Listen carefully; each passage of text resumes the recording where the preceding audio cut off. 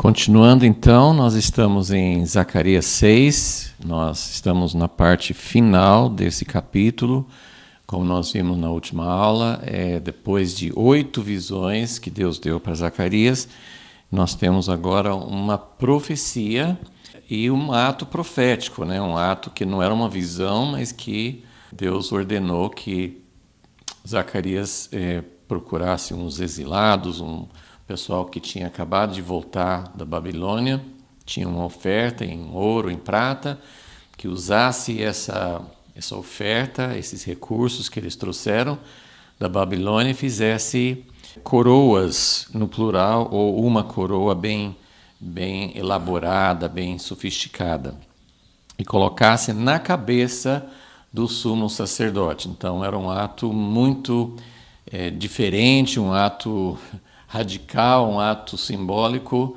Claro que Josué não se tornaria rei, mas era um ato que Deus mandou fazer, simbolizando a vinda do renovo. Então nós demos mais atenção na última aula ao renovo, né, que é Zacarias 6, versículo 12, quando Zacarias coloca a coroa na cabeça de Josué, e ele fala e dá uma palavra do Senhor: aqui está o homem cujo nome é renovo.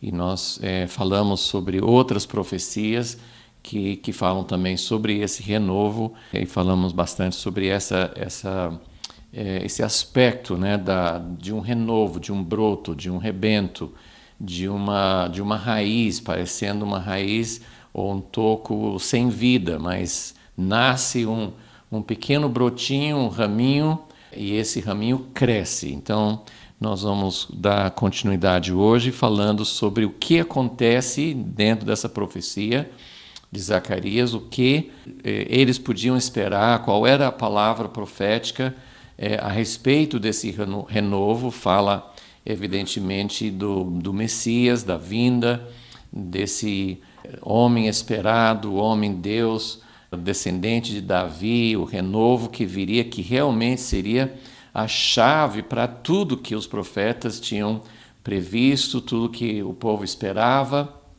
o reino, a vitória, a paz, a glória, tudo seria, na verdade, por meio desse renovo.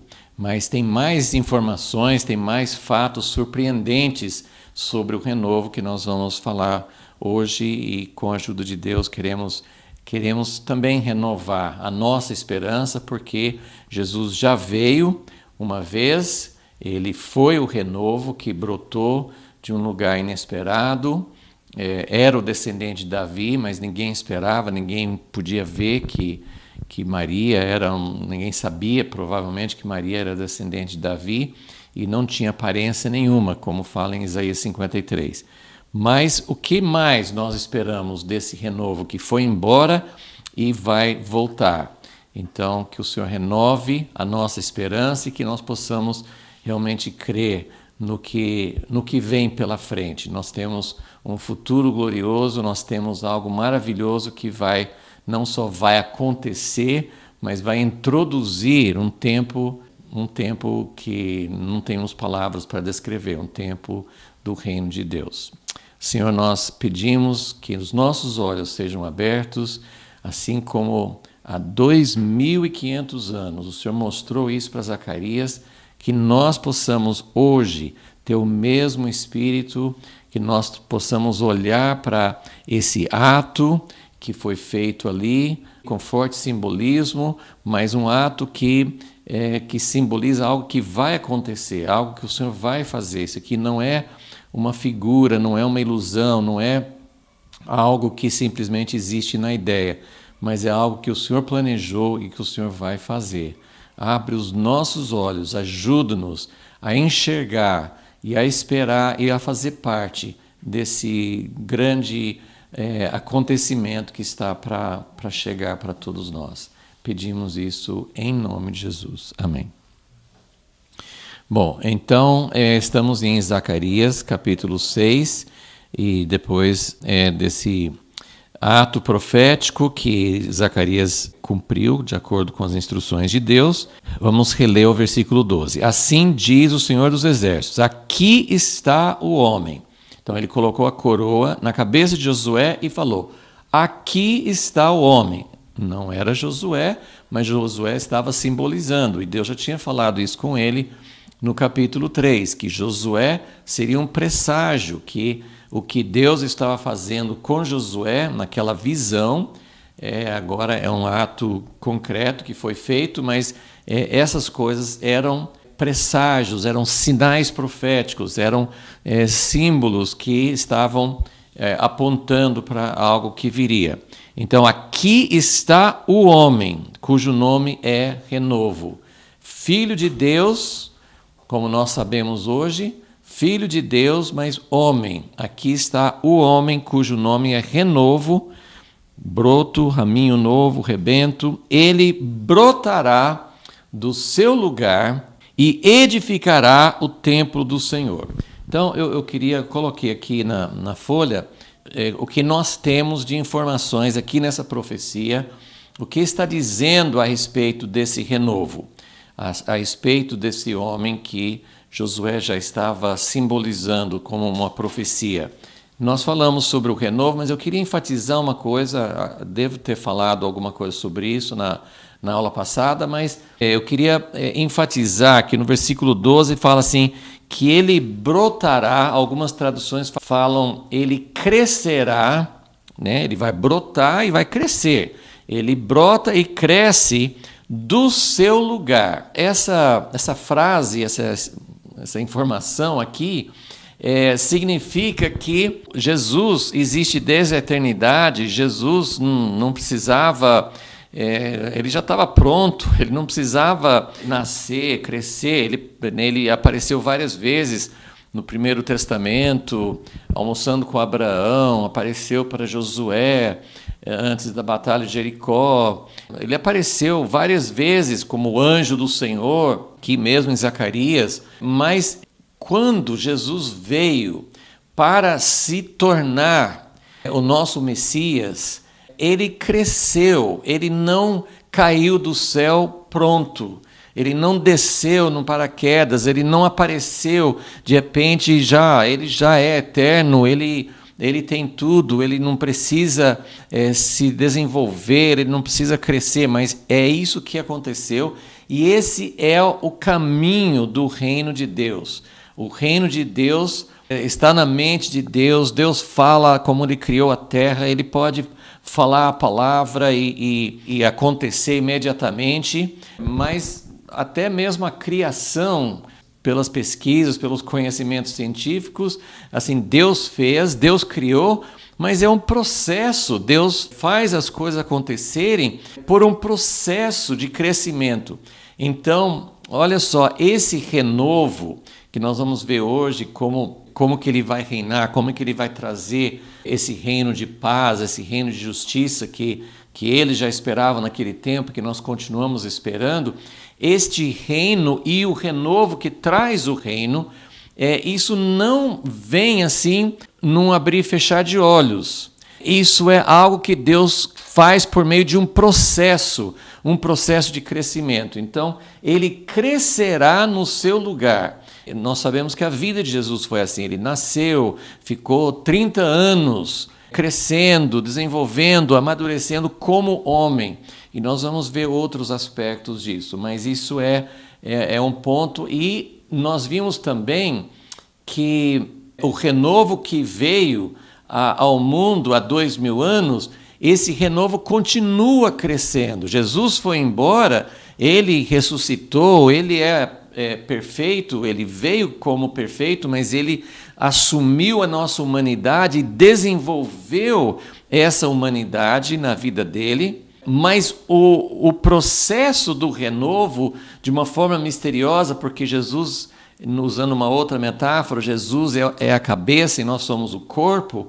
Então, esse corpo, esse templo de Deus, tem várias simbologias, esse renovo que vai ser uma árvore frutífera, vai encher a terra com seu fruto maravilhoso, é algo que continua crescendo em nós. Então, esse renovo tem um longo processo de crescimento. Então, ele brotará do seu lugar. Então, vamos aqui seguindo Zacarias, a profecia dele, e está aqui os pontos, o que ele está afirmando. Então, ele é o renovo que vai brotar e crescer, e aí esse renovo crescido, que cresce e que desenvolve, vai chegar ao ponto em que ele vai edificar o templo do Senhor.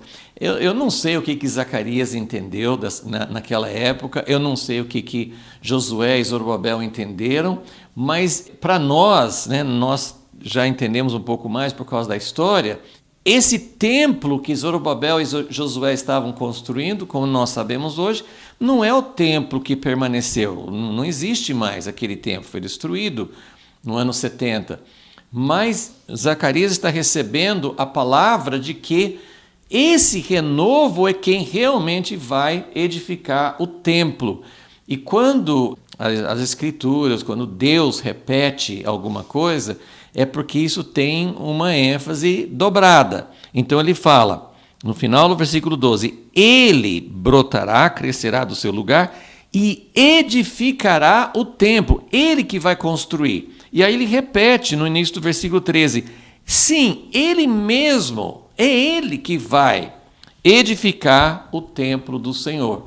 Então, talvez eles não entendessem isso naquela época, talvez eles entenderam que Josué era o renovo, e simbolicamente era, mas a profecia estava falando sobre um templo futuro, um templo que vai ser realmente a casa de Deus, né? Então, esse renovo é quem vai edificar o templo do Senhor. Isso, nós temos falado sobre isso várias vezes, mas vamos pontuar isso aqui, que se é Jesus que vai edificar o templo permanente, o templo definitivo, então nós não temos muita coisa para fazer agora. O que nós precisamos fazer? Nós vamos esperar o Rei Jesus voltar, o renovo, o sacerdote, aquele que vai realmente fazer as coisas, vamos deixar para ele, vamos abandonar nosso projeto. Não, toda a palavra profética de Ageu e Zacarias era, vocês precisam edificar, vocês devem edificar, porque vocês pararam, não parem de edificar a casa de Deus.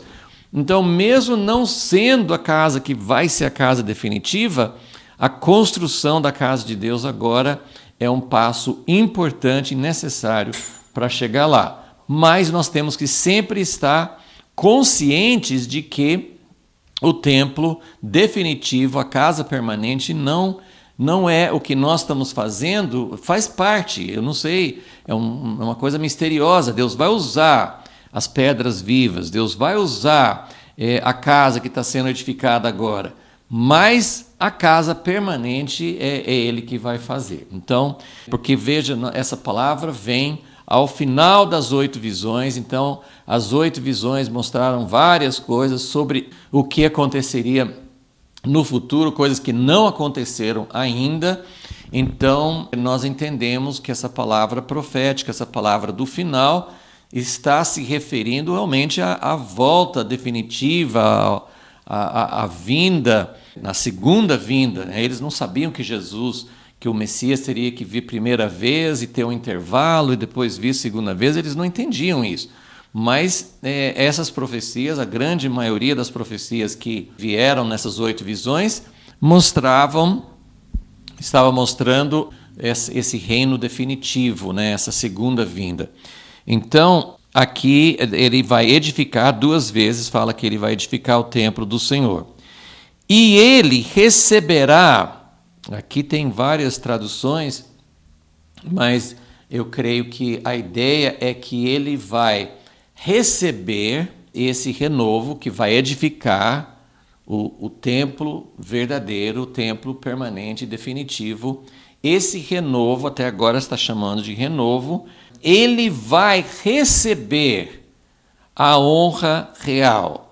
Eu quero ler, assim, fazendo um parênteses bem rápido, eu quero ler um texto em 1 Crônicas 29 para mostrar essa mesma palavra essa mesma expressão que é usada aqui, que ele vai receber,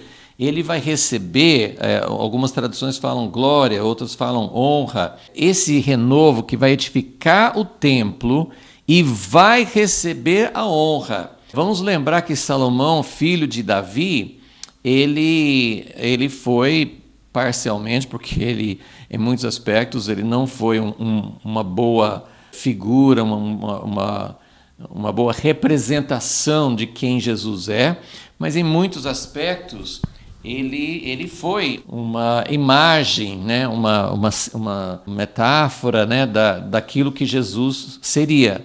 E em 1 Crônicas 29, porque Salomão foi quem edificou o templo, como Jesus vai. 1 Crônicas 29 e 25. O Senhor engrandeceu muito a Salomão perante todo Israel e deu-lhe majestade real. Talvez outras traduções falem honra real, mas é a mesma palavra que é usada em Zacarias. Nós sabemos, Salomão foi o rei, mesmo acima de Davi, o pai dele, que tinha mais riqueza, mais glória, mais, assim, ele se sobressaiu, ele foi exaltado, governou sobre uma região maior, assim, ele foi o rei que recebeu mais glória de todos os reis de Israel. Então, ele simboliza o reino de Jesus. Ele teve um reino de paz, ele foi um rei com sabedoria tremenda, ele era justo, ele que fez a casa de Deus, enfim, né? Então Salomão tem vários aspectos que apontam para o reino milenar, para o reino de Jesus na terra. E é interessante que usa essa mesma expressão. O Senhor engrandeceu muito a Salomão perante todo Israel e deu-lhe majestade real, qual antes dele não teve nenhum rei em Israel. Então, tudo isso aí também está apontando para Jesus, porque ele vai receber algo muito maior, ele vai ser toda a glória, Deus o exaltou, como fala em Filipenses 2, Deus o exaltou acima de todos os nomes, no céu, na terra, embaixo da terra. Ele já recebeu esse direito, já recebeu glória, porque subiu aos céus, mas ele vai receber essa glória de uma forma muito mais plena quando ele voltar, porque ele vai voltar como rei, ele vai assumir o governo, o reino sobre toda a terra, e ele vai receber glória de todos os reinos, de todos os povos, de todas as pessoas na terra. Então é isso que está dizendo, ele vai receber muita glória real. E outra coisa nessa expressão, voltando para Zacarias 6, versículo 13, quando fala, algumas traduções, essa palavra pode ser, ele receberá, mas essa palavra ele carregará. Até umas falam assim que ele suportará, e eu sempre lembro desse texto, quando a gente entende que nós, como seres humanos caídos, a nossa natureza caída, não suporta glória. Nós não temos estrutura. Por isso, quando as pessoas, e isso vai desde pessoas em posição política, pode ser pessoas, jogadores de esportes como o futebol, que recebem muita glória, atores e atrizes que recebem muita glória, pessoas na igreja, sempre, você vê aquelas cenas, ou às vezes até alguém participou de cenas em que um cantor tem uma multidão, todo mundo com as mãos levantadas, e eu fico pensando, gente, que cena, que só quem merece, só quem suporta ter uma multidão com as mãos levantadas, em delírio e exaltando, como eu falei, seja cantor, ator, atriz, político, um cientista, seja quem for, nenhum ser humano é capaz de suportar essa glória. Vamos falar de Salomão, o filho de Davi, esse Salomão que foi rei glorioso, ele não suportou. Ele não conseguiu suportar. Ele recebeu glória, ele recebeu de Deus. Quando, né, Deus perguntou para ele: o que você quer? Salomão não pediu glória, não pediu riquezas, não pediu as coisas que as pessoas geralmente sonham em ter. E Deus elogiou, porque ele pediu sabedoria, ele pediu um coração sábio. Só que mesmo ele recebendo essa sabedoria, né, o livro de Eclesiastes, os Provérbios, Salomão viu quanto que riquezas são traiçoeiras. Ele sabia disso. Nós sabemos disso. E mesmo assim, quando vem glória para nós, seja uma glória pequena, é muito perigoso. Você faz mal, eu faço mal para os outros quando eu elogio de um jeito de dar a honra para a pessoa. É muito perigoso isso e ninguém suporta. Então, é muito interessante essa expressão, porque esse Filho de Deus, que é homem, que sabe quais são as nossas tentações, sabe quais são as nossas fraquezas, ele suporta, ele vai suportar, ele já tem, né, ele já recebeu glória, ele entrega tudo para o Pai. Ele sempre falava, principalmente no Evangelho de João, que nós temos esse registro, que tudo vinha do Pai. Eu recebi as instruções do Pai, eu recebi poder, eu recebi autoridade, o Pai que me deu a capacidade, que me deu o poder de ter vida, de repartir vida, tudo veio de Deus. Então, Jesus sabe como suportar essa glória. Ok. Então, 3, ele receberá grande honra real, grande majestade, e ele vai suportar.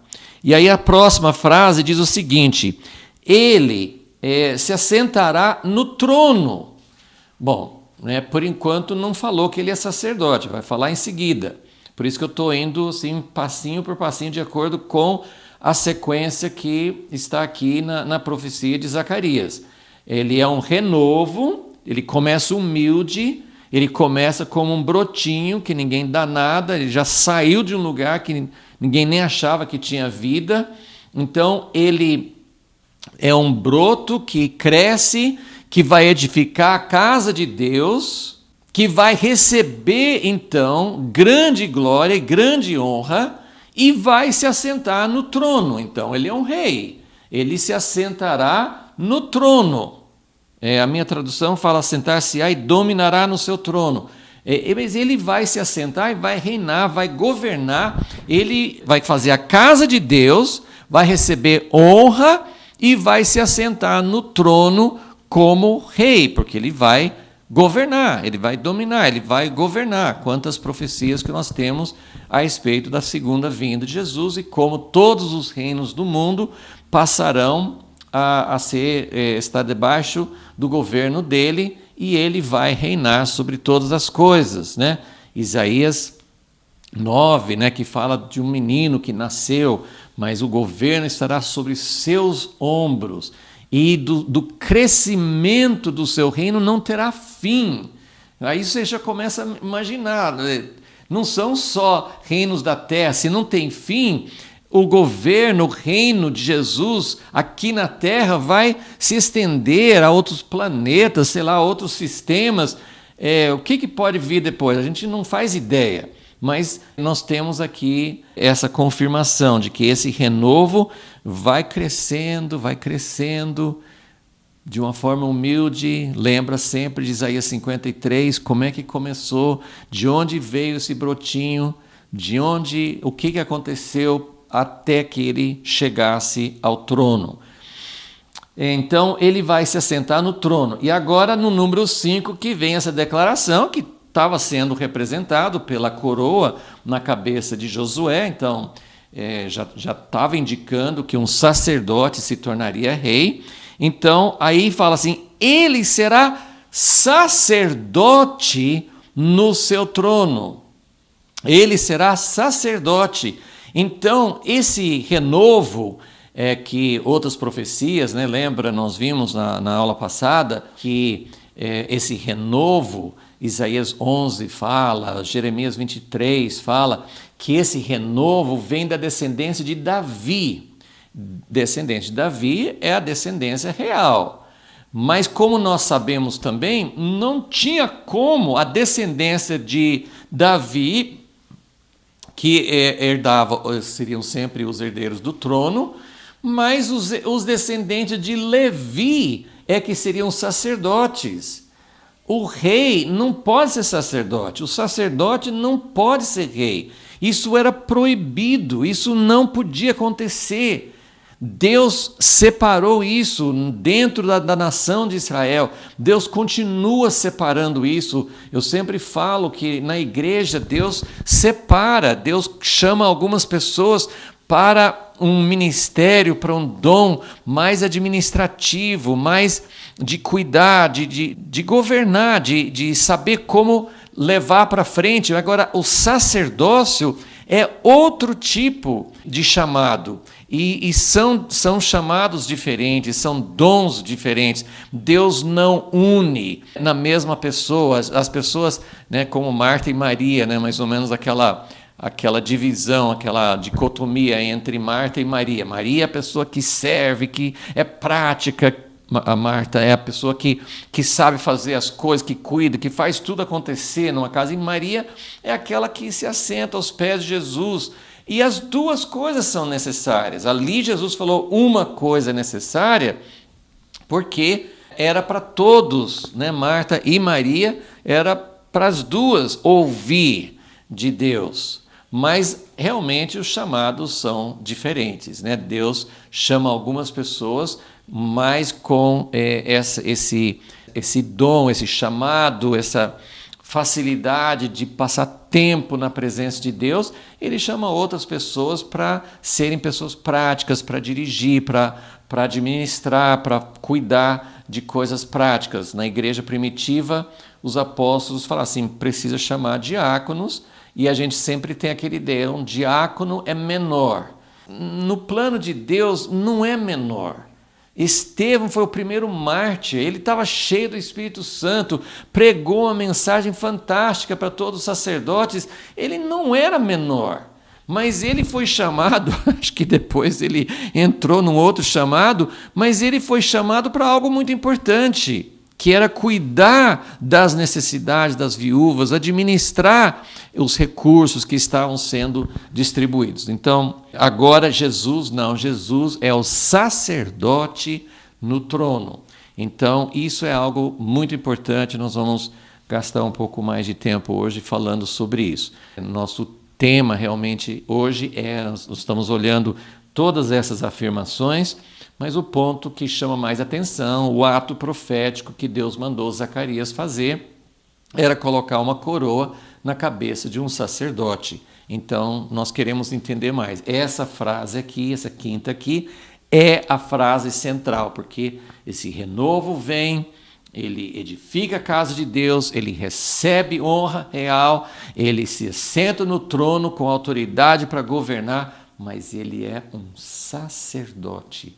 Ele será sacerdote no seu trono. Por isso que eu tenho falado, eu considero essa profecia, são 2 versículos de Zacarias 6, eu considero essa profecia como uma, claro que tem várias outras super importantes, tem o próprio capítulo 53 de Isaías, que é uma profecia fantástica do Messias, mas essa aqui é uma das profecias mais fantásticas, porque fala de muitas coisas. Olha quanta coisa que nós temos nesses 2 versículos, a respeito de quem é o renovo, de onde que ele vem, fala das 2 vindas, porque tudo começa na primeira vinda, mas aí essas coisas vão se desenvolvendo e a parte final, a parte principal da profecia é a da segunda vinda, porque ele vai edificar a casa permanente. Ele começou a edificar na primeira vinda, porque ele até falou assim, vocês podem destruir esse templo, eu vou reconstruir em 3 dias. Então ele estava falando sobre esse começo da edificação do templo definitivo, mas a consumação, a finalização é na segunda vinda. Então, Jesus, esse renovo, ele é um rei, ele recebe honra real, ele governa, ele se assenta no trono, mas ele é um sacerdote. Ele é um sacerdote no seu trono. E haverá harmonia, alguns falam assim, um conselho de paz. Haverá paz entre os dois. Algumas traduções até completam, entre os dois ofícios. Esse texto tem sido muito discutido, muito estudado, e tem umas coisas assim que realmente são um pouco ambíguas, né? Não são muito claras para entender. Mas nós vamos falar um pouco sobre isso. Assim, no fim, o que ele está dizendo pode ser interpretado de pelo menos duas maneiras, de que haverá uma harmonia entre os dois ofícios. Isso é uma tradução, é uma interpretação possível, que entre essa divisão que eu falei que sempre houve, então, entre a função de ser rei e a função de ser sacerdote, são as duas funções principais. E veja que confusão que dá quando um ditador quer ser adorado como Deus. Ele quer ser adorado. Então, toda mistura. E um parênteses muito importante, eu sei que tem polêmicas, polarizações, mas muito cuidado, porque nós estamos vendo esse fenômeno na política brasileira, na política norte-americana e em outros lugares. Nós estamos vendo uma prostituição, uma mistura contaminada, abominável para Deus, que é a mistura entre religião e política. Isso é uma coisa terrível. Por isso que Deus sempre falava, não, rei é uma coisa, sacerdote é outra coisa. Então, sempre tinha que ser separado. Mas aqui, em Jesus, vai haver perfeita harmonia. Vai haver perfeita harmonia, perfeita paz. Vai ser uma união do jeito que Deus queria. Deus separou, não porque não deveria ter união. Como muitas pessoas, eu tenho visto muitas pessoas argumentando hoje, mas a religião faz parte da nossa vida, então tem que fazer parte da política. Sim, mas tem toda essa questão de que as pessoas hoje não têm, todos nós não temos a capacidade de suportar glória. Nós não temos, por isso que o sistema de governo tem que ter os três poderes, tem que haver um sistema de equilíbrio, uma parte do poder tem que equilibrar a outra parte, não pode concentrar muito poder numa pessoa. E isso é válido para a igreja. A gente acha que na política tem que se separar, mas na igreja também tem que se separar. Não pode haver muito poder nas mãos ou nos ombros de uma pessoa. Mas em Jesus, sim, a religião, a política, a vida do povo, a nossa vida, ela precisa ser unida. Por isso que o reino de Deus vai trazer paz e justiça, porque vai unir o sacerdócio com a realeza. Então, vai haver perfeita paz e harmonia entre os dois. Ok. Então, essa é a profecia, é fantástica, e hoje nós vamos só explorar um pouquinho mais sobre essa questão de um sacerdote ser rei. E o que significa isso? Por que isso é importante? É importante hoje que fique separado, mas é importante que um dia essas duas funções se unam. Não vai ter reino de Deus, não vai ter mesmo perfeita paz e justiça se houver essa separação para sempre, porque as duas coisas fazem parte da nossa vida. Então, para trazer o sistema de Deus, o ambiente de Deus, o reino de Deus para a terra, precisa haver uma união. Mas de que forma? Então, nós vamos ver em Jesus, obviamente, o único que é sacerdote e rei ao mesmo tempo, nós vamos ver como que fica essa união. E lógico que é só um pequeno gosto, uma pequena introdução, porque é um assunto que poderíamos nos aprofundando muito mais. Então, Essa passagem não fala a respeito de um rei que era sacerdote, mas o livro de Hebreus fala muito. Então, hoje nós vamos falar um pouquinho sobre esse chamado, essa ordem que Jesus representa, que Hebreus explica, né, com bastante detalhes, no capítulo 5, 6, 7, 8, né, de Hebreus, vai falar muito sobre uma figura misteriosa, mas ele está usando como uma figura, como um símbolo, uma alegoria, falando a respeito de Jesus. E essa figura é Melquisedeque. Hebreus afirma, é uma profecia que vem do Antigo Testamento, Salmo 110, tem uma profecia lá que fala que Deus jurou, Deus chamou seu filho, o Senhor disse ao meu Senhor. É um salmo pequeno, mas que tem um conteúdo fantástico, muito citado nas Escrituras do Novo Testamento, que fala que Jesus, o Filho, é chamado para ser um sacerdote para sempre, segundo a ordem de Melquisedeque. E eu não vou tomar o tempo agora, né? Só vou lembrar, sempre é bom a gente partir, se a Bíblia usa uma figura, uma pessoa, um personagem, para representar aquela ordem diferente, então vamos lembrar o que aconteceu lá. Tá? Essa história está em Gênesis 14. A história é que Ló, o sobrinho de Abraão, morava em Sodoma, e veio uma aliança, né, uma coligação de vários reis, e conquistaram Sodoma, Gomorra e outros reis ali, e levaram muita gente embora como cativos. E dentre esses estava Ló. Então Abraão arriscou sua vida, pegou os seus servos, 318 servos, para ir atrás, para pegar Ló de volta. E Deus deu uma vitória tremenda, porque não fala de números, mas é claro que esses exércitos, esse pessoal que conquistou Sodoma e aquela região, eles tinham um exército muito maior. Mas Deus deu a vitória para Abraão, ele derrotou aqueles reis que tinham feito isso e trouxe não só Ló, ele trouxe tudo que eles pegaram, trouxe as pessoas, trouxe os bens, provavelmente rebanhos, trouxe as coisas que eles tinham tomado. Então, quando Abraão está chegando de volta, para trazer de volta, né, Ló e devolver ao lugar onde eles moravam, Abraão foi recebido por duas pessoas. Abraão foi recebido pelo rei de Sodoma e ele foi recebido por essa figura misteriosa que se chamava Melquisedeque, que foi chamado ali como rei de Salém, que seria o mesmo lugar de Jerusalém.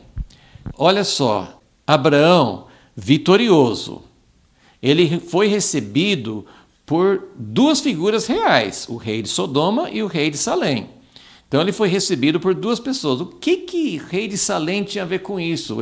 Ele não, esse exército inimigo não atacou Salém ou Jerusalém, a região de Melquisedeque. O rei de Sodoma saiu ao encontro porque, graças a Abraão, ele está recebendo tudo de volta. Mas aí nós temos duas mensagens diferentes. Melquisedeque é o sacerdote, é rei e sacerdote. E ele é sacerdote do Deus Altíssimo. E ele fala com Abraão que ele bendiz o Deus Altíssimo que deu a vitória a Abraão. Então, Melquisedeque, ele não elogia Abraão, ele fala assim, bendito seja você, abençoado seja você, mas ele coloca a honra a Deus, ele atribui a honra da vitória de Abraão a Deus, e é Deus Altíssimo, possuidor dos céus e da terra. Então, é ele que é dono de todas as coisas. Melquisedeque reconhece que Deus é quem é, de fato, o dono de todas as coisas. Enquanto isso, O rei de Sodoma, que a gente pode até achar normal, mas o rei de Sodoma, ele fala assim, me devolva as pessoas, mas você pode ficar com os bens. E Abraão fala assim, não, eu não quero que você me dê nada, eu não quero ser corrompido. O que você consegue entender nas entrelinhas é que Melquisedeque tinha uma mensagem pura. Ele dá a honra a Deus e ele atribui as coisas pertencem a Deus e a honra pertence a Deus. E o rei de Sodoma está disposto a dar um galardão, um prêmio grande pela vitória que ele conseguiu. E Abraão falou assim, eu não vou aceitar isso, eu não vou ser corrompido. E outra coisa, então, é que o rei de Sodoma não necessariamente estava querendo corromper Abraão, mas Abraão entendeu dessa forma, que seria uma espécie de corrupção. Ele fez para Deus e ele não aceitou nenhum tipo assim, de galardão, mesmo porque assim, aquilo ele estava devolvendo às pessoas e os bens que elas tinham, porque queria ficar com os bens para ele. Agora, o que Melquisedeque ofereceu? Além de oferecer essa honra a Deus, e abençoou Abraão também, né? Bendito seja Abraão pelo Deus Altíssimo, o Criador dos céus e da terra. Melquisedeque oferece a Abraão pão e vinho. Esse pão e vinho, como nós sabemos, assim, a gente não sabe exatamente o que Abraão entendeu disso, que simbologia trazia para Abraão. Para nós, pão e vinho são os elementos, são o símbolo, né, da nossa comunhão, da ceia, da Eucaristia.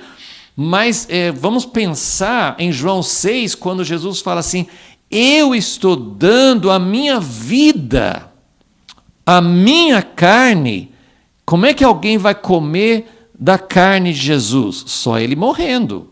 Como é que alguém vai beber do sangue de Jesus? Só ele morrendo. Então, o pão e vinho trazem essa ideia de um sacerdote que está dando a sua vida para que ele possa oferecer alimento e vida para os outros. Então, na simbologia, assim, nós temos esse grande contraste. Bem, eu só queria dar essa introdução, mas vamos agora para o livro de Hebreus e vamos ver o que o livro de Hebreus nos fala a respeito desse sacerdote. E é claro que aqui também a gente não pode...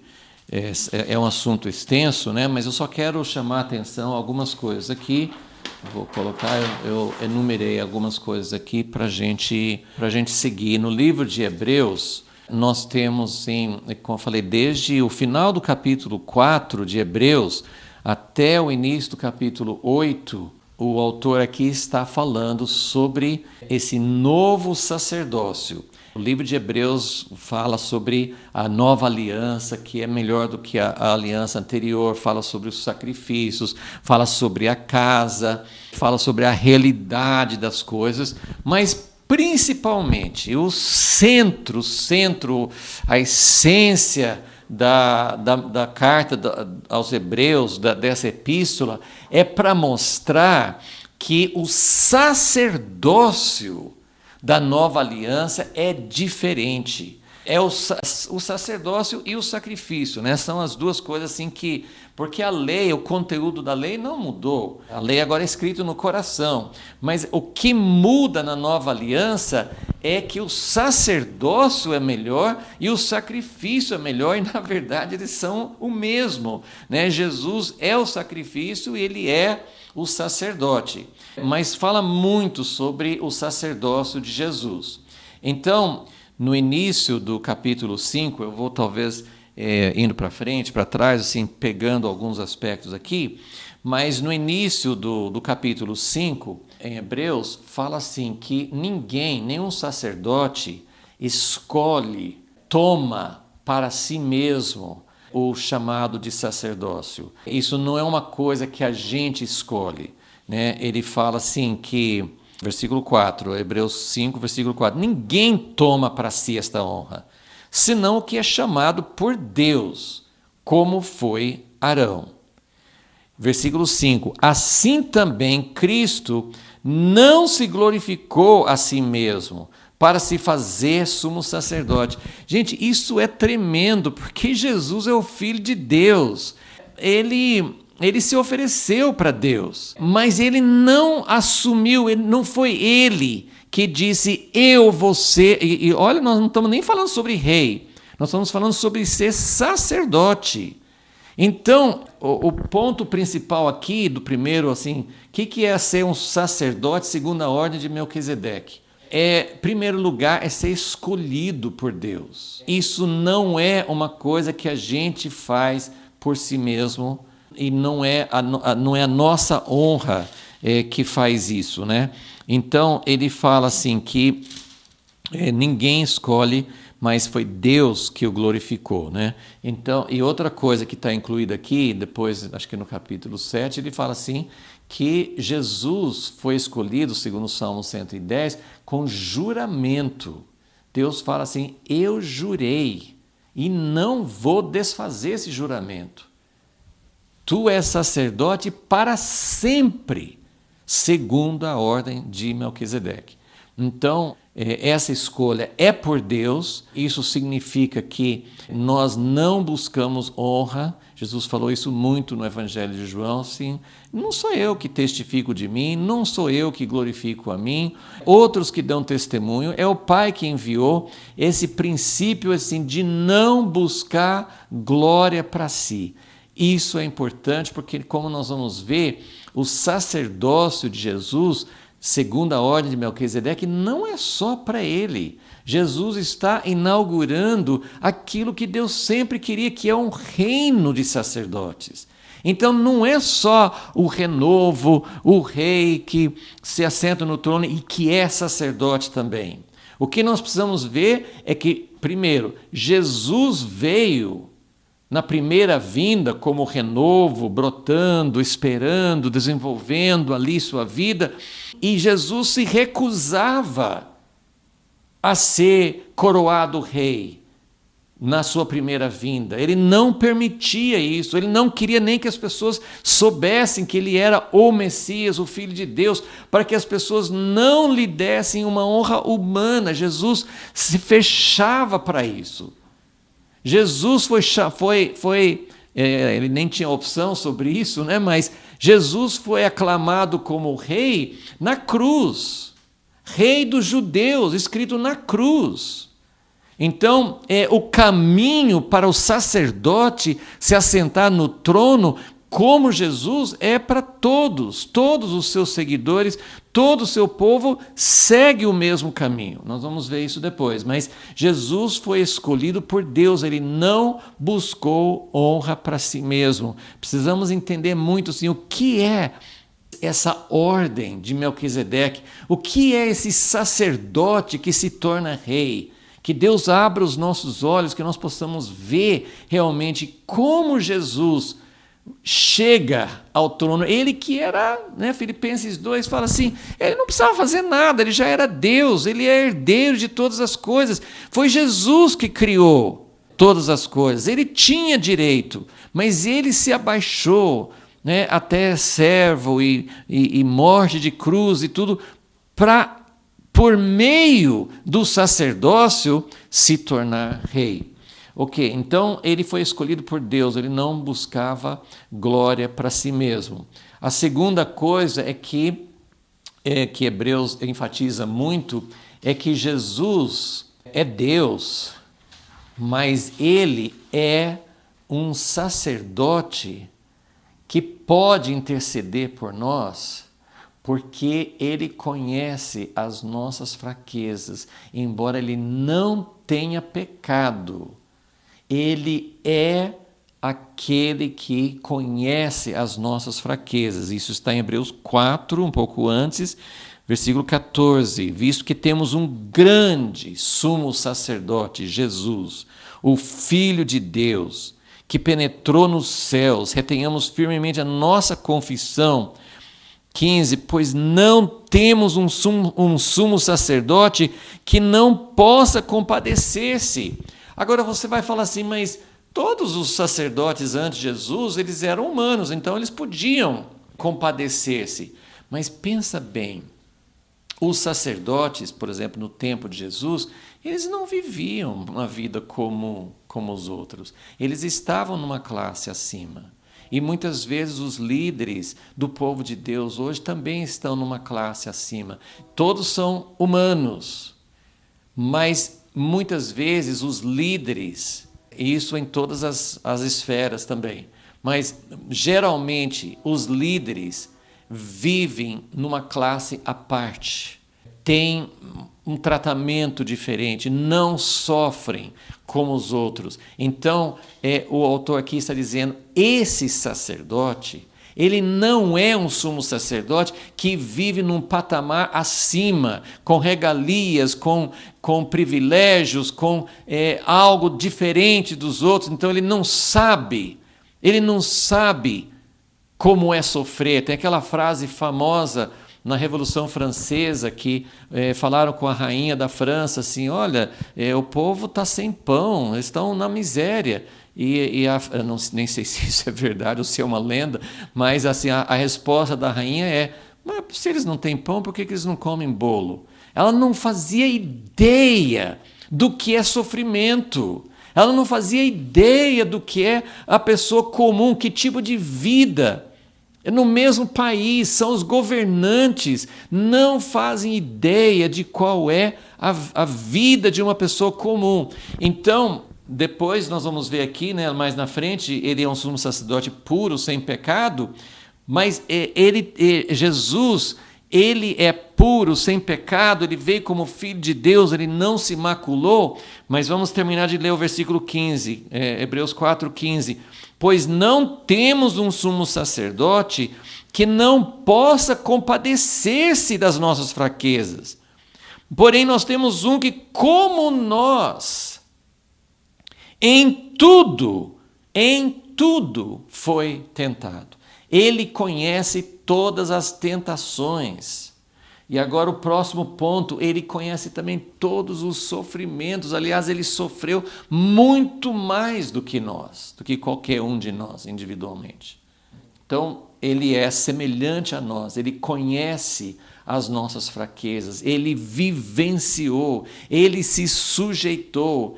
Filipenses 2, ele desceu das alturas e se tornou um homem, não só um homem, um semelhante a escravo, uma vida de escravo, mas não somente a vida humilde, sem privilégios, sem ter casa, sem ter regalias, mas ele sofreu a morte da cruz. Então, vamos agora para o capítulo 5 de novo, que fala assim, Hebreus 5, versículo 5, né, fala assim, Cristo não se glorificou para se fazer sumo sacerdote, mas quem o glorificou foi aquele que disse, tu és meu filho, eu hoje te gerei. Eu quero fazer uma outra pausa aqui, um parênteses, porque é muito importante entender assim, esses textos que estão sendo citados. Esse texto, tu és meu filho, eu hoje te gerei, vem do Salmo 2. O Salmo 2 está sendo bastante citado nos nossos dias, porque fala a respeito de Deus ter colocado Jesus como seu filho. Fala assim, pede-me, eu te darei as nações. Fala assim, os reis da terra se ajuntam contra o reino de Deus, estão querendo atacar, não aceitam, mas que vem o Filho que vai reger as nações com vara de ferro, etc. Então, nós estamos olhando para a segunda vinda e o Salmo 2 fala do Filho que vai governar, do Filho que vai ser o dono máximo e que vai julgar as nações. Mas o que eu queria chamar a atenção é que nós temos uma facilidade de isolar certos textos e certos aspectos da verdade de Deus. Então, quando nós lemos e com muita propriedade que Jesus vai voltar agora não para ser, mais uma vez, escarnecido e perseguido e morto, ele vem agora como rei, nós sabemos que tem essa diferença, mas eu quero mostrar como aqui em Hebreus ele está colocando esses dois textos um ao lado do outro. E o que é, quais são os dois textos? No versículo 5, porque ele está falando, quem é esse sumo sacerdote? Ele é um sumo sacerdote que não escolheu a honra para si mesmo. Quem escolheu foi o Pai, foi Deus. Então ele não se glorifica a si mesmo. E aí, quem o escolheu foi aquele que tem essa profecia de Salmo 2. Tu és meu filho e você vai reger as nações, e todas as nações, os que estão se unindo para se opor ao reino de Deus, em breve eles vão ser esmagados, eles vão ser derrotados. E hoje nós temos muita ênfase sobre esse aspecto da vitória e do juízo de Deus, e isso realmente é uma verdade.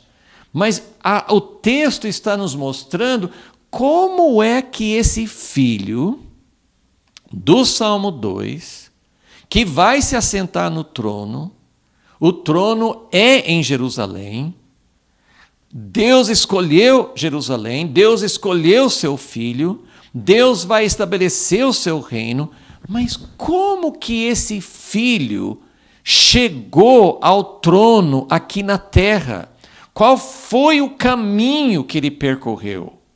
Então, no versículo 5, aqui de Hebreus 5, tu és meu filho, hoje te gerei, você vai ser o rei, você vai ser o máximo, você vai pisar em todos que são inimigos, que estão se levantando, que hoje estão mostrando que não se sujeitam a Deus, que querem ser mais do que Deus. Mas olha que fala no versículo 6. E como diz em outro lugar, tu és sacerdote. Você é meu filho, você vai ser rei, mas você, antes de mais nada, você é sacerdote. Você é sacerdote eternamente, segundo a ordem de Melquisedeque. Então Deus está falando, tem uma outra ordem. Tem uma ordem temporária, que é governantes separadamente dos sacerdotes. Mas Deus está preparando, Deus deu para Abraão, no começo de tudo, Deus deu a Abraão uma figura misteriosa, uma figura diferente, um homem que era rei, mas um homem que era sacerdote, um homem que trouxe esses símbolos de Jesus, dando a própria vida. Esse homem que falou assim, Abraão, você teve vitória, mas dê honra a Deus, porque Ele que é o dono de todas as coisas. Não aceite a glória traiçoeira, os galardões traiçoeiros que vêm do sistema de Sodoma, deste mundo. Você serve a Deus, você arriscou a vida para salvar Ló, que não reconheceu, não deu honra para Abraão. Então agora aqui, tu és sacerdote para sempre, segundo a ordem de Melquisedeque. E o que vem depois? O que esse sacerdote, segundo a ordem de Melquisedeque, o que é que ele vai fazer? Como é que a missão dele como sacerdote? Já vimos, ele é semelhante a nós, ele experimenta todas as nossas fraquezas, ele precisa conhecer a fundo, ele precisa saber o que é que nós, seres humanos, enfrentamos. Qual é a nossa dificuldade? Deus não nos julga lá do céu dizendo, você devia ter feito a coisa certa, você não devia ter comido do fruto proibido, você não devia ter quebrado os 10 mandamentos. Deus não olha do céu como alguém que fala assim, vocês fizeram errado e eu vou julgar. Deus manda seu Filho para experimentar no nosso lugar exatamente o que nós sentimos. No jardim do Getsêmani, Jesus sentiu o drama mais forte do que ele tinha sentido até então. E ele já tinha passado por muitas coisas para experimentar em todas as áreas qual é a nossa dificuldade. E olha que descreve, versículo 7. Essa é a ordem de Melquisedeque, essa é a vida do sacerdócio de Jesus. Versículo 7, o qual nos dias da sua carne, está falando sobre Jesus, o qual nos dias da sua carne, tendo oferecido com grande clamor e lágrimas, orações e súplicas ao que o podia livrar da morte. Jesus sofreu tanto que ele clamou com súplicas: Pai, livra-me dessa hora. E o Pai podia livrá-lo, mas ele, como sacerdote, ele experimentou não só as tentações, mas ele experimentou o sofrimento na sua expressão máxima. Jesus experimentou a dor, Jesus experimentou o que é a morte e ele experimentou o que é a separação de Deus. Então, versículo 8, embora sendo... Não, desculpe, eu não terminei o 7. Ele orou ao que podia livrá-lo da morte, ele foi ouvido, Deus teria aceitado a oração de Jesus, ele foi ouvido por causa do seu temor, da sua piedade, do seu temor a Deus. Ele não estava exigindo, ele não estava se colocando como eu tenho direitos. Ele estava dizendo: Pai, por favor, eu não sei se eu vou suportar. Passa, se for possível, passe de mim esse cálice. E aí, versículo 8, embora sendo filho, e não é qualquer filho, ele é filho unigênito, ele é filho de Deus.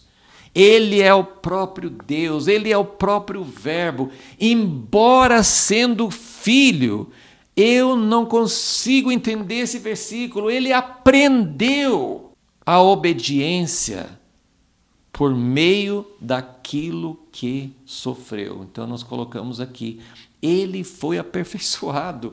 Ele, sendo filho perfeito já, ele não tinha defeito, ele não tinha pecado, ele não tinha falha, mas ele aprendeu, ele foi aperfeiçoado. O sacerdócio dele foi desenvolvido, ele não veio pronto.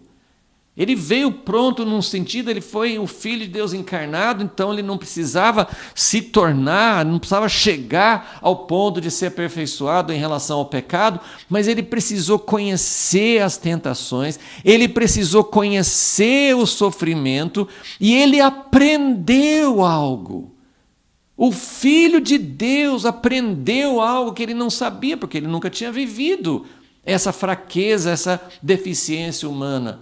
E ele aprendeu por causa daquilo que sofreu. Versículo 9. Tendo ele sido aperfeiçoado, veio a ser o autor da eterna salvação para todos os que lhe obedecem, tendo sido por Deus chamado sumo sacerdote segundo a ordem de Melquisedeque. Isso vai falar várias vezes aqui. Nós não vamos ter tempo para ler todos, mas esses capítulos de Hebreus vai repetindo isso, que Jesus ele foi chamado para ser sacerdote segundo a ordem de Melquisedeque.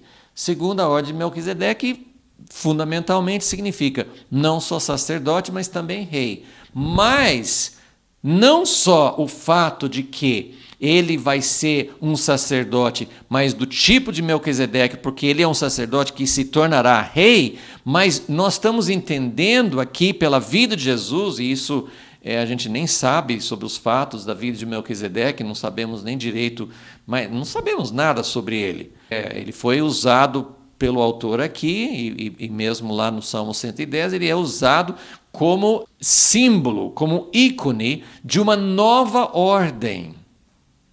É uma ordem antes da ordem de Levi, porque Abraão, naquele momento que foi recebido, que teve um encontro com Melquisedeque, Levi não tinha nascido ainda, e Hebreus fala sobre isso também, que quando ele deu dízimos a Melquisedeque, então Levi dentro dele, a nascer futuramente, Levi estava dando dízimos a Melquisedeque, ou seja, a ordem de Melquisedeque é superior e anterior. Jesus veio representando uma nova ordem de sacerdócio, mas ele está seguindo uma ordem que já existia nessa figura do rei Melquisedeque. Então, Deus dá muita importância a isso, de que Melquisedeque foi antes de Levi e ele é superior, ele representa uma ordem superior. Eu vou passar assim mais rapidamente, né, por esses outros pontos aqui. Uma das coisas que Hebreus 7, né, versículos 1 a 3, ele fala assim que Melquisedeque, rei de Salém, sacerdote do Deus Altíssimo, saiu ao encontro de Abraão quando esse regressava da matança dos reis e o abençoou, para quem Abraão separou o dízimo de tudo. Primeiramente se interpreta rei da justiça. Então esses primeiros versículos de Hebreus 7 nos dão vários aspectos aqui do sacerdócio de Jesus. Ele era o nome de Melquisedeque significa rei da justiça. Melquisedeque é o nome composto que tem no hebraico o rei, a palavra rei e a palavra justiça. Então, o nome Melquisedeque significa que ele é o rei da justiça, ele é um rei justo. E isso, então, estamos falando sobre o que esse sacerdote vai se tornar. Ele vai se tornar um rei justo. Ele também é rei de Salém, que significa paz. Então, ele é o rei da paz. E esse aqui, como essas duas coisas, sim, são, mais uma vez, esse contraste. Porque as pessoas que defendem muita justiça, muitas vezes são as pessoas que não trazem paz. Pessoas que brigam muito por princípios e que são muito, querem tudo certinho, são as pessoas geralmente que não sabem trazer paz. E quem enfatiza muito, muito a paz, muitas vezes não consegue enfatizar a justiça. Vamos ter paz. Muitas vezes você tem que fazer concessões e não tem justiça. Então aqui nós temos que, e isso combina com Zacarias 6, lembra que entre os dois, entre sacerdote e rei, as duas funções, vai ter harmonia e o resultado é paz. E isso sempre fala nas profecias que na restauração vai ter paz sobre toda a terra. Isaías 2, quando descreve o reino milenar, o reino que Jesus vai trazer, não vai nem ter instrumentos de guerra mais. Todos os instrumentos de guerra vão ser transformados em instrumentos para a vida, para a lavoura, para outras utilidades. Então vai ter paz, ninguém vai falar em guerra mais. Então esse é Jesus, esse é Melquisedeque, o rei da justiça e o rei da paz. E também, versículo 3, Hebreus 7:3, fala: sem pai, sem mãe, sem genealogia, não tendo princípio de dias nem fim de vida, sendo feito semelhante ao reino de Deus, referindo a Jesus, permanece sacerdote para sempre. Então, ele é eterno. O sacerdócio de Jesus não é temporário, não é uma coisa que vai acontecer só por um tempo. E que, na melhor das hipóteses, quando tem alguma coisa boa, algum governante bom, algum tempo bom, é sempre temporário, dura muito pouco. Mas Jesus é o sacerdote para sempre, ok? Ele é puro, nós já vimos isso, ele não tem pecado, ele é capaz. O capítulo 7 de Hebreus, ele é um sacerdote que não só ele é puro, eu não coloquei aqui nessa lista, mas ele não é só ele não tem pecado. Ele foi tentado em tudo como nós. Ele passou por todo o sofrimento. Ele pode não só compadecer, porque nós às vezes fazemos isso, ouvimos alguém falar das lutas que estão passando, do sofrimento, e muitas vezes não tem nada que a gente possa fazer. Então a gente ouve com compaixão, já é alguma coisa. Mas Jesus é o sacerdote que não só ouve com compaixão, ele não só conhece o nosso sofrimento. Deixa eu ver se eu acho o texto que ele fala, Hebreus 7, versículo 25. Portanto, tinha acabado de falar no versículo 24, que ele permanece eternamente, tem o seu sacerdócio perpétuo. Portanto, pode também salvar perfeitamente, inteiramente, os que por eles se chegam a Deus, vivendo sempre para interceder por eles. Então Jesus intercede, Jesus tem poder para transformar, Jesus venceu a morte, ele é aquele que é puro, mas é também capaz de nos purificar, ele é capaz de nos transformar. Então esse é o sacerdócio de Jesus. Então eu só quero chamar a atenção para mais duas coisas e queremos terminar mostrando mais uma vez que Jesus ele não só é o sacerdote que depois chega ao trono. E lembrem, assim, toda a ideia aqui é que Jesus, na primeira vinda, não veio como rei, ele veio como sacerdote. É por meio do sacerdócio que ele chega ao trono. Olha o que fala assim, Hebreus 8, versículo 1.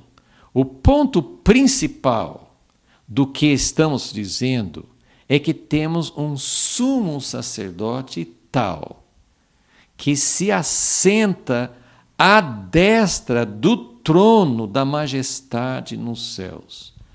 Jesus, como sumo sacerdote, ele passou por tudo isso aqui e por causa do que ele fez, por causa do seu sacerdócio, por causa de tudo que ele desempenhou como sacerdote, é por causa disso, de acordo com Filipenses 2, que Deus o exaltou acima de todas as coisas. Então, ele se assenta no trono e ainda não é o seu lugar final, porque aqui ele se assenta ao lado do Pai, ele se assentou no trono já.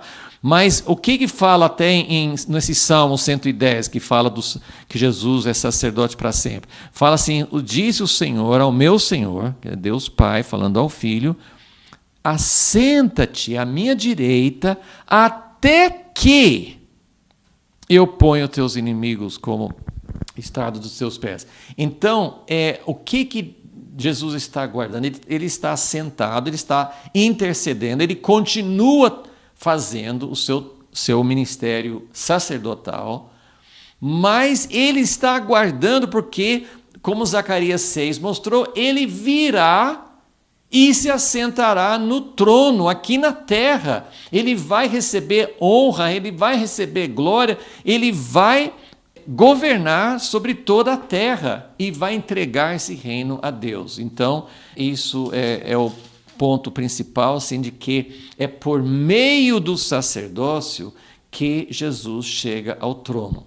E agora, o aspecto final, é isso que estou dizendo, que Jesus, ele é o sacerdote, ele é o homem, ele é o renovo, ele é o sacerdote, o rei, é ele. Mas ele nos chama, olha o que diz em Hebreus 6, versículos 19 e 20. Temos essa consolação como âncora da alma, segura e firme, que penetra até o interior do véu, aonde Jesus, como precursor, Jesus passou por tudo isso como sacerdote para levar, Hebreus vai explicando que Jesus, ele levou o sangue dele no santuário de Deus, diante de Deus. Ele é o sacerdote que vive intercedendo por nós. Ele foi lá no Santo dos Santos, onde Deus está, mas ele é o precursor. O que é precursor? É quem está abrindo o caminho para a gente ir lá junto com ele.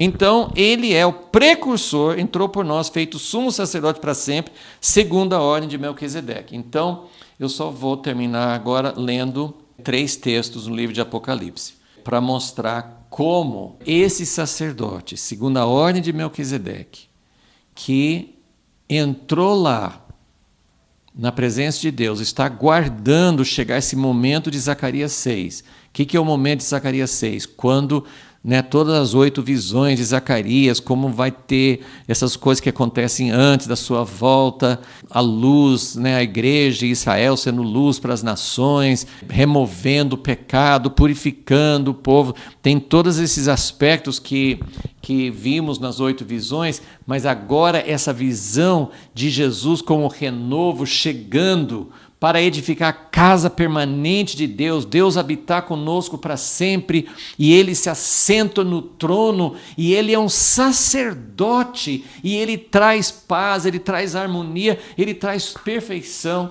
para que o reino de Deus seja estabelecido. Mas agora nós queremos ver que Ele, como precursor, Ele nos chama para que nós sejamos como Ele, porque é segundo a ordem de Melquisedeque. Deus sempre queria, Êxodo 19, Deus sempre queria que o povo dele fosse uma nação de sacerdotes. Então olha que diz, né, tem 1 Pedro 2 que fala sobre isso, mas eu só quero ler esses textos aqui em Apocalipse.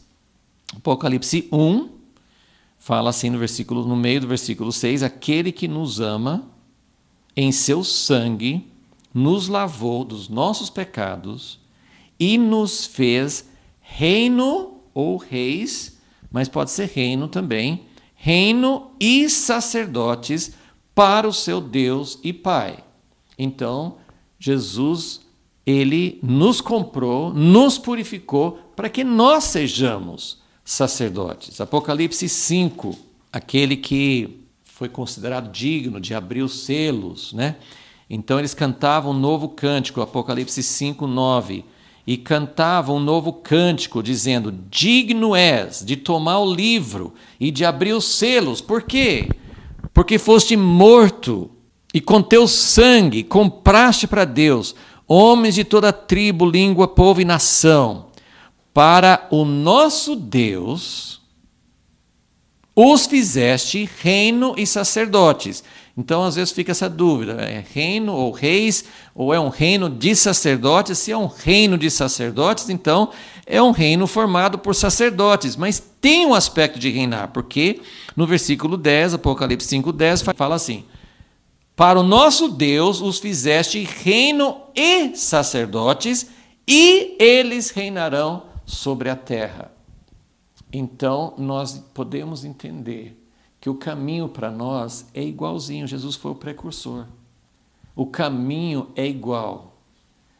Nós podemos olhar as profecias que falam sobre a volta de Jesus, sobre o juízo, mas assim, no meu coração, meu entendimento nosso papel agora é sacerdócio.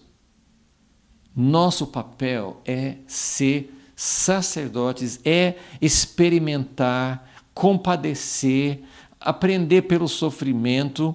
E aqui nós temos mais um texto que vai nos mostrar essa chave. Apocalipse 20, já depois da segunda vinda, né? Apocalipse 20, Jesus volta no capítulo 19 e Satanás é amarrado e preso no abismo. Versículo 4, Apocalipse 20, versículo 4. Vi também tronos, aos que se assentaram sobre eles foi-lhes dado o poder de julgar. E vi as almas, as vidas daqueles que foram degolados por causa do testemunho de Jesus, pela palavra de Deus, que não adoraram a besta nem a sua imagem, não receberam o sinal na testa nem nas mãos. Reviveram e reinaram com Cristo durante 1000 anos. Então, são pessoas que passaram pela morte, como Jesus. Versículo 5, os outros mortos não reviveram, até passar os 1000 anos. É a primeira ressurreição. Versículo 6, bem-aventurado e santo aquele que tem parte na primeira ressurreição. Sobre estes não tem poder a segunda morte, mas serão sacerdotes de Deus e de Cristo e reinarão com ele durante os 1000 anos. Então, mais uma vez nós vemos, o caminho para o trono é sendo sacerdotes, né?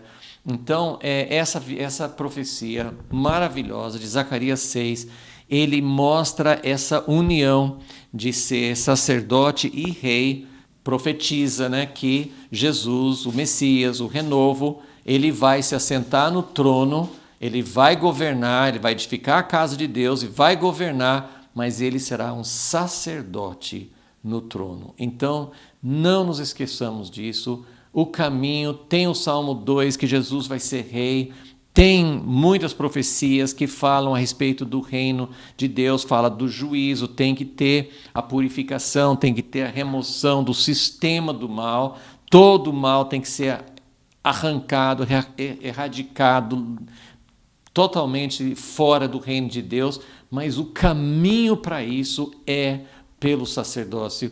Ser um sacerdote segundo a ordem de Melquisedeque é realmente entender que o reino vem pelo sacerdócio. Que Deus nos ajude, que nós possamos realmente cada vez mais seguir o nosso precursor. Ele é capaz. Ele é capaz de nos transformar, Ele é capaz de nos purificar, Ele é capaz, por causa de tudo que Ele passou no nosso lugar, e Ele nos capacita também a sofrer, a solidarizar, a ter compaixão, a estar juntos com aqueles que sofrem, para que nós também possamos ser sacerdotes como Ele. Senhor Deus, muito obrigado, Senhor, porque o Senhor revelou tamanhas coisas para Zacarias naquela época. Na restauração, o Senhor abriu a cortina e mostrou o que vai acontecer no fim. Mas nós estamos já muito mais perto do fim, estamos entendendo, temos condições de entender muito mais, porque um sacerdote no trono, nós temos o livro de Hebreus que nos mostra, temos tantas coisas a mais que o povo naquela época não tinha.